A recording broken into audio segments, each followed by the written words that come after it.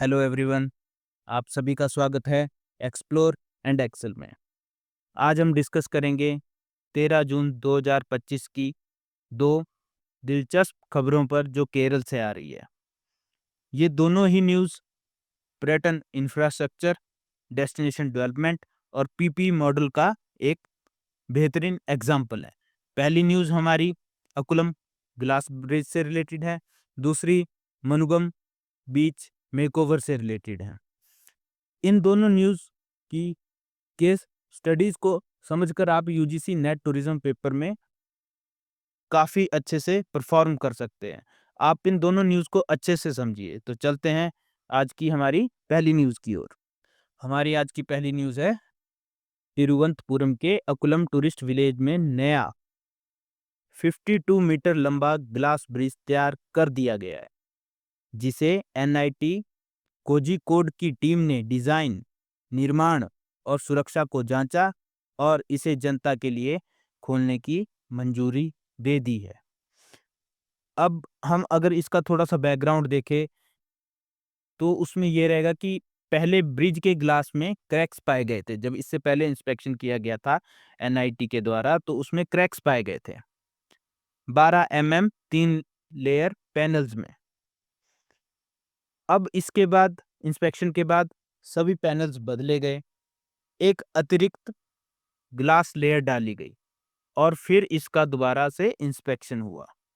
अब इस glass bridge में इनोवेशन क्या है?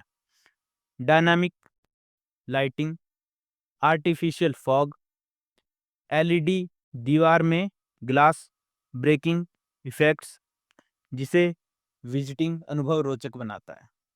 ठीक है, आपने शायद रील्स देखी होंगी या वीडियोस देखी होगी। जैसे चाइना की एक वीडियो आती है, उसमें ग्लास ब्रिज पे लोग चलते हुए दिखाई देते हैं। ये कुछ उसी तरह का है। तो अब आपको यूजीसी नेट पेपर की को ध्यान में रखते हुए क्या देखना है? यह tourism infrastructure development, technological innovation और सुरक्षा नियमों का बेहतरीन उदाहरण है। आप साथ-साथ में इन जो मैं टॉपिक्स बोल रहा हूँ, जैसे टूरिज्म इंफ्रास्ट्रक्चर डेवलपमेंट, आप एक थोड़ा इनको ध्यान में रखते हुए चलें। मेरा मानना है कि अगर आपने एक बार सिलेबस कवर कर लिया है, तो इन जो न्यूज़ आ रही है टूरिज्म सेक्टर से, अगर आप इन्हें अच्छे से समझ रहे हैं, तो आपका सिलेबस भी कवर हो रहा है और आपको न्यूज़ भी अच्छे से समझ आ रही होगी। ठीक है? और आप इसे पीपीपी, पब्लिक प्राइवेट पार्टनरशिप और इंजीनियरिंग इन टूरिज्म टॉपिक्स के साथ भी लिंक कर सकते हैं। जब आप लिंक करके अच्छे से पढ़ेंगे, तो एक तो आपका सिलेबस भी कवर हो जाएगा। सिलेबस के सारे कॉन्सेप्ट्स आपके क्लियर होते रहेंगे। आपको फिर रिवीजन करने की बार-बार ज़रूरत नहीं पड़ेगी। और उसके साथ आपका जो करंट अफ़ेयर्स हैं, यूजीसी नेट पेपर टूरिज़्म में जहाँ से क्वेश्चन बन सकते हैं, वो भी आपको अच्छे से क्लियर हो रहे होंगे। ठीक है? तो अब अगर एक ऐसे ही डिस्कस करना हो, तो उसमें क्या क्वेश्चन बन सकता है? आप अपने फ्रेंड सर्कल में डिस्कस कीजिए। आपका फ्रेंड सर्कल होगा जो टूरिज़्म नेट पेपर की तैयारी कर रहा होगा। आप उसमें ज़रा डिस्कस कीजिए, अकुलम ग्लास ब्रिज का स्टडी कीजिए और बताइए कि तकनीक की इनोवेशन और सेफ्टी मानकों का साथ कैसे संतुलन बनता है। मतलब कि जो ये ब्रिज बनाया गया है, इसमें क्या-क्या सेफ्टी मेजर्स होने चाहिए, ठीक है? वो कैसा होना चाहिए और उसमें क्या चेंजेस किए जा सकते हैं ताकि टूरिस्ट वहाँ पर जाने के लिए उत्सुक हों। जब आप इस तरह का डिस्कशन अपने ग्रुप में करेंगे, तो उससे क्या होगा? एक तो आपका जो टूरिज़्म डेस्टिनेशन डेवलपमेंट का टॉपिक रहेगा, उसमें आपकी अच्छे से पकड़ बन जाएगी। तो अपने ग्रुप में ये चीज़ हर रोज़ डिस्कस कीजिए। दिन की 3 या 4 ही न्यूज़ होती है जो टूरिज़्म से रिलेटेड आती है। आप उन्हें एक बार डिस्कस कर लीजिए, आप सभी का रिवीज़न होगा और आपकी उस टॉपिक पे अच्छी पकड़ बनेगी। ठीक है? ठीक है। हमारी आज की दूसरी न्यूज़ है मुनगम बीच मेकओवर। तो हो क्या रहा है? डीटीपीसी कोच्चि ने बीच को एक स्टैंड अलोन टूरिज्म डेस्टिनेशन बनाने की योजना बनाई है और मानसून के बाद इन योजनाओं का काम शुरू होगा। मेन क्रक्स यही है इस न्यूज़ का।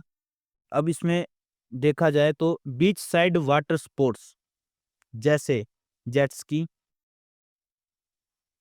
पहले से मौजूद मौजूद है वहाँ पे। अब क्या होगा? अब food courts, children play area, improved toilets और एक्टिविटीज जोन आने वाले हैं। मतलब ये चीजें उसमें ऐड हो जाएगी। डेवलपमेंट डेवलपमेंट मॉडल क्या रहेगा? ये भी एक पीपीपी मतलब पब्लिक प्राइवेट पार्टनरशिप के तहत हो रहा है, जहां सरकारी प्रोत्साहन और निजी निवेश से क्षमता बढ़ेगी। ठीक है। अब यूजीसी नेट पेपर्स के हिसाब से हमें क्या समझना है? ये डेस्टिनेशन डेवलपमेंट प्लानिंग, ठीक है, फैमिली टूरिज्म प्रोडक्ट। अब फैमिली टूरिज्म प्रोडक्ट कैसे बढ़ेगा? क्योंकि यहाँ पे बात चिल्ड्रन प्ले एरिया की भी हुई है, तो वहाँ पे फैमिली विजिट करेगी। और ट्रिपल पी मॉडल का एक बहुत ही बढ़िया उदाहरण है। ये दर्शाता है कि किस प्रकार आकर्षक पहल परिवारों और युवा यात्री वर्ग को टारगेट करती है। आज के अगर हम दोनों न्यूज़ों को देखें तो उसमें बात की गई है डेस्टिनेशन डेवलपमेंट प्लानिंग की। आप चलिए एक एक्टिविटी कीजिए। आपके एरिया में कोई भी एक ऐसा प्लेस होगा जिसको आप टूरिज्म डेस्टिनेशन में बदल सकते हैं। आप जरा सोचिए कि वहाँ पे क्या-क्या कर सकते हैं। उसको एक अगर टूरिज्म पॉइंट ऑफ व्यू से प्रमोट करना हो तो आपको क्या-क्या करना चाहिए? जब आप ये सोच लेंगे तो आधे कॉन्सेप्ट आपके डेस्टिनेशन डेवलपमेंट प्लानिंग के क्लियर हो जाएँगे। अब आप सोशल मीडिया यूज़ कर रहे हैं तो आपने कई चीज़ें देखी होगी कि मैं जैसे एक दिन रील देख रहा था, तो उसमें उसमें क्या है कि एक पहाड़ बना दिया गया है और उसमें वाटर है वो ऊपर नीचे से ऊपर लिफ्ट किया जा रहा है पाइप्स के थ्रू, और ऊपर से छोड़ दिया जा रहा है उस पानी को, और वो एक झरने का रूप ले रहा है और साइड में से रोड जा रहा है और टूरिस्ट वहाँ पे खड़े होके उसको देख रहे हैं। वो भी एक डेस्टिनेशन डेवलपमेंट प्लानिंग का एक बहुत ही बड़ा एग्जाम्पल है। हो सकता है वो उससे पहले रोड बिल्कुल बोरिंग रहा हो, टूरिस्ट एक साइड से आ रहे हैं और दूसरी साइड से निकल रहे हैं। लेकिन अब उसके तहत जब वो झरना वहाँ पे आर्टिफ़िशियल तौर पे बना दिया गया है, तो वहाँ पे टूरिस्ट की काफ़ी ज़्यादा भीड़ लग गई है। वो वहाँ पे फ़ोटोज़ ले रहे हैं, सेल्फ़ी क्लिक कर रहे हैं और भी कई चीज़ें कर रहे हैं। वहाँ पे क्या होगा, अब जब टूरिस्ट वहाँ पे रुकेंगे, कल को होने वाले समय में वहाँ पे रोज़गार और बढ़ेगा, फूड स्टॉल्स लग जाएगी, कई तरीके की और एक्टिविटीज़ भी वहाँ पे आएगी। तो उससे लोगों को रोज़गार भी मिलेगा। तो मतलब आप भी अपने एरिया में एक ऐसा स्थान या प्लेस आइडेंटिफाई कीजिए जिसे आप टूरिज्म के तहत डेवलप कर सकते हैं। आप ज़रा एक बार सोच के देखिए, एक्टिविटी करके देखिए कि आप उस एरिया में क्या-क्या कर सकते हैं। कल को हो सकता है आप में से बहुत सारे लोग ट्रैवल एजेंट बनेंगे। हो सकता है आपके उसी स्थान के पास से कोई आइटिनरी गुज़रती हो, आइटिनरी में टूरिस्ट जाता हो, तो अगर आप उसको डेवलप कर देंगे तो क्या हो सकता है वो टूरिस्ट वहाँ पे रुके। आपके वहाँ के जो लोकल पीपल है उनको एक रोज़गार भी मिल सकता है। तो इस एक्टिविटी को कीजिए, ठीक है? तो ये थी हमारी आज की सेकंड न्यूज़ और लास्ट न्यूज़ थी ये, ठीक है? तो आप इस एक्टिविटीज़ को कीजिए और मुझे कमेंट में ज़रूर बताइए कि आप कहाँ पे इस तरीके की एक्टिविटी कर रहे हैं, उस प्लेस का नाम है और आप वहाँ पे क्या-क्या कर सकते हैं, ठीक है? फिर जो इसमें सबसे बढ़िया एक्टिविटी करेगा उसका नाम मैं यहाँ पर वीडियो में पिन भी करूँगा कि इस तरीके से आप किसी भी डेस्टिनेशन को डेवलप कर सकते हैं।